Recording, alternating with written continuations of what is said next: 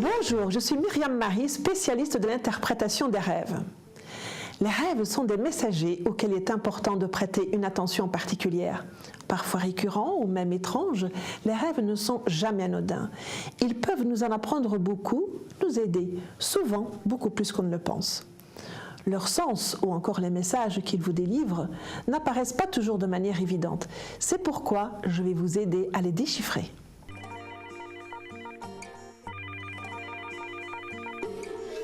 Allô? Oui. Oui, bonjour. Ravie de vous accueillir. Votre prénom, s'il vous plaît?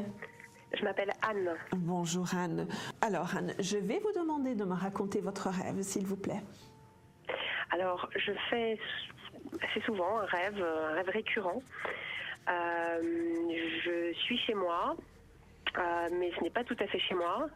À chaque fois dans un appartement ou même une maison qui a des pièces que je ne reconnais pas. Je découvre qu'il y a une trappe avec une cave ou un grenier, ou je découvre qu'il y a une chambre énorme ou un salon. Donc à chaque fois, je suis un peu étonnée et enchantée de me dire que il y a encore de nouvelles pièces à habiter, à meubler, voilà, dans lequel je peux vivre mieux et plus confortablement. Et donc c'est un rêve que je fais tout le temps, enfin très très régulièrement, quoi. D'accord. Y a-t-il longtemps que vous faites ce rêve récurrent? Je pense que ça doit faire 5, 6, 7 ans, quoi. Vraiment, ça fait des années, quoi. Au moment où vous avez commencé à faire ces rêves qui reviennent régulièrement, la fréquence de cette régularité, c'est tous les mois, tous les 6 mois, toutes les semaines? Alors, peut-être pas, mais je dirais qu'avec le temps, avec les années, c'est de plus en plus régulier. C'est de plus en plus régulier, donc la cadence s'accélère. Oui, c'est vraiment, ça se répète. D'accord, d'accord. Quand vous avez commencé à faire ces rêves, Anne, qu'est-ce qui se passait de particulier dans votre vie à ce moment-là? J'ai du mal à l'associer à un événement particulier, mais je sais qu'il est réactivé. En général, je le refais dans des périodes où je pense que je fais un peu le point avec moi-même, où je prends le temps de me poser un peu dans ma vie. Et, à mon avis, c'est à la faveur de ce genre de ces moments un peu de pause que je fais à nouveau ce rêve-là, quoi. D'accord. Et actuellement, qu'est-ce qui se passe de particulier dans votre vie? Écoutez, je suis plutôt en reconversion professionnelle. Donc, je suis en train d'apprendre un nouveau métier. J'ai déménagé il y a 2 mois, donc je suis souvent je change souvent de cadre de vie, et là j'apprends un nouveau métier encore, voilà. D'accord, d'accord. Pendant que vous faites ces rêves, est-ce que les émotions que vous ressentez sont toujours les mêmes, ou est-ce que ces émotions changent en fonction du moment, etc. Quelquefois vous pouvez être effectivement dans la joie, ou quelquefois dans la peine, ou pas bien, ou voilà. Oui. Quelles sont les émotions qui vous habitent? Les émotions, en général, sont plutôt positives, plutôt de la joie que je ressens dans ces moments-là. Découvrir oui. Et quand vous vous réveillez de ces rêves, qu'est-ce que vous ressentez? Toujours quelque chose d'agréable. Je me dis que symboliquement, il faut que je meuble ces pièces-là. Voilà. Même si j'ai pas réussi bien à identifier ce que ça voulait dire et à quoi ça correspondait.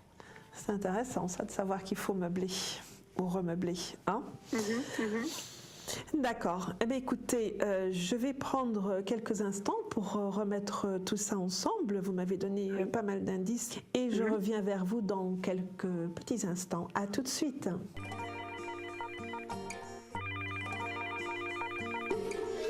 Voilà, j'ai regardé un petit peu tout ça, n'est-ce pas, et remis un petit peu tout ça en phase.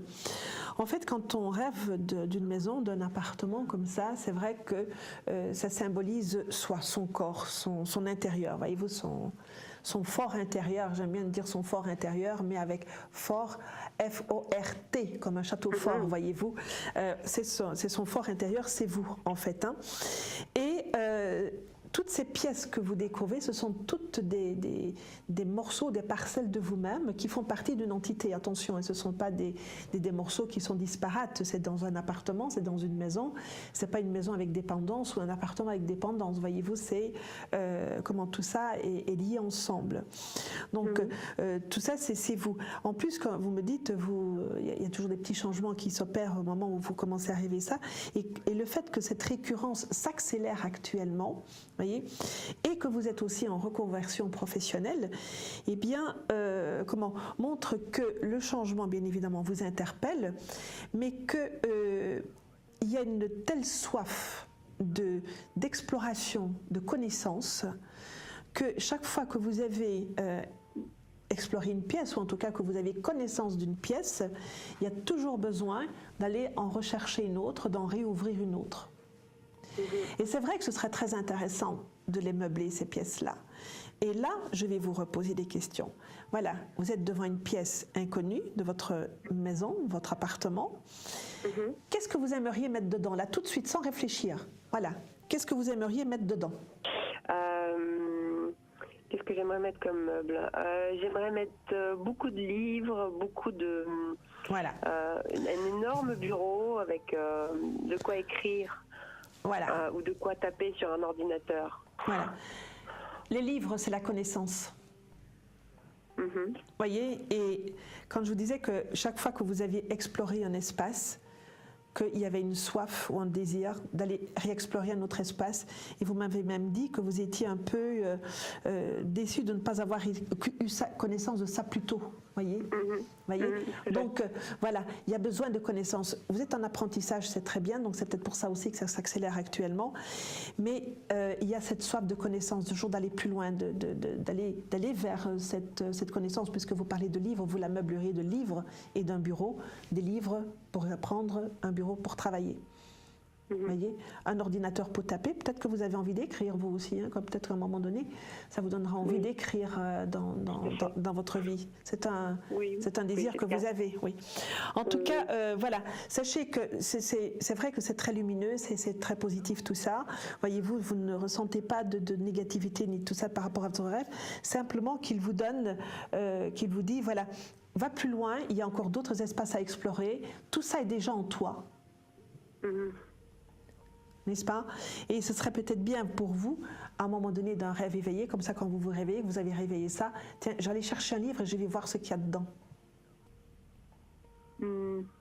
Voyez? Mais au réveil du rêve, vous restez dans l'énergie du rêve, vous vous réveillez, tiens, je vais aller chercher un livre, je vais prendre un livre, mais en rêve là, pour le coup, pas physiquement, et je vais voir ce qui se passe dans le livre. C'est vraiment ce qu'on appelle un rêve éveillé.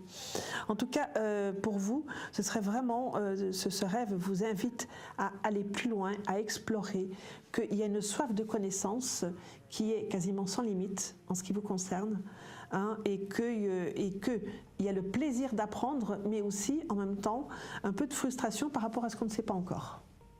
Ah, tout à fait. Tout à fait. C'est exactement ça, vous avez bien résumé là. Et écrivez. D'accord. Ah, c'est génial parce que vous arrivez, j'avais déjà des intuitions sur effectivement tout ça, mais là vous l'avez dit très clairement et ça m'émeut beaucoup. Eh bien, écoutez, faites-le maintenant, faites-le. Voilà.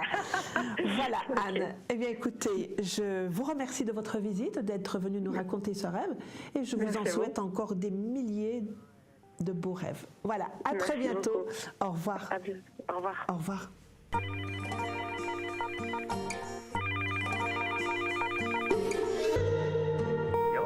Les rêves, miroir de notre vérité intérieure. Les rêves se forment soit dans notre conscient, c'est le cas le plus fréquent, soit dans notre inconscient. Dans ce dernier cas, ils sont alors une réponse inconsciente à notre conscient. Ce sont des rêves que l'on observe et qui nous donnent de précieuses informations sur nous-mêmes. Voici quelques-uns d'entre eux. Les rêves libératoires. Ce sont ceux qui permettent de faire quelque chose que l'on s'interdit. Ce sont en quelque sorte des soupapes de sécurité. Les rêves télépathiques. Par exemple, une personne vient vous inviter dans votre rêve. Vous lui téléphonez le lendemain et elle vous dit « Tiens, je pensais à toi, vous avez fait un rêve télépathique ».